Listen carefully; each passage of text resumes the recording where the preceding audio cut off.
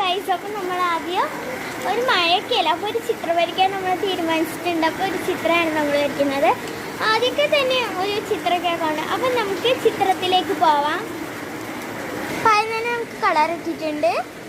അപ്പം നമുക്ക് ചിത്രം വരച്ചാലോ? ആദ്യം നമുക്കൊരു പൂച്ചയാണ് റെഡി ആയിട്ടുള്ളത്. അപ്പം പൂച്ച നോക്കുക ഗൈസ്. നമുക്ക് അടുത്തത് ഒരു മലയൊക്കെ ആയിട്ട് സൂര്യൻ അസ്തമിക്കുന്നതാണ്. അപ്പം അത് നോക്കാം. അപ്പം നമുക്കൊരു മല എഴുതിയിട്ടുണ്ട്. അപ്പം അത് നോക്കാം. ഇപ്പോൾ മഴക്കാലമൊക്കെയാണ്. ഇതെങ്ങനെയുണ്ട് പറയും. അടുത്തതിലേക്ക് നമുക്ക് കിടക്കാം. അടുത്തത് നമ്മളൊരു രാജകുമാരി വരയ്ക്കാൻ ആഗ്രഹമുണ്ട്. നമ്മളൊരു രാജകുമാരി വരച്ച് കഴിഞ്ഞിട്ടുണ്ടെങ്കിൽ അത് നോക്കാം കേട്ടോ.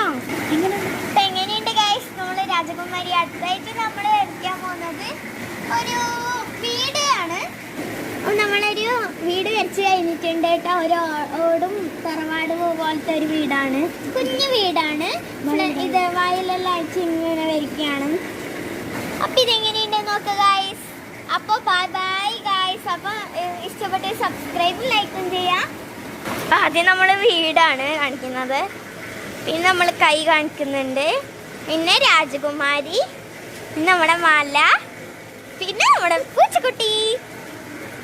അപ്പോൾ ഗൈസ്, അപ്പോൾ നമ്മളുടെ ഇതൊക്കെ വരച്ച് നമ്മളുടെ ഒരു കൊച്ച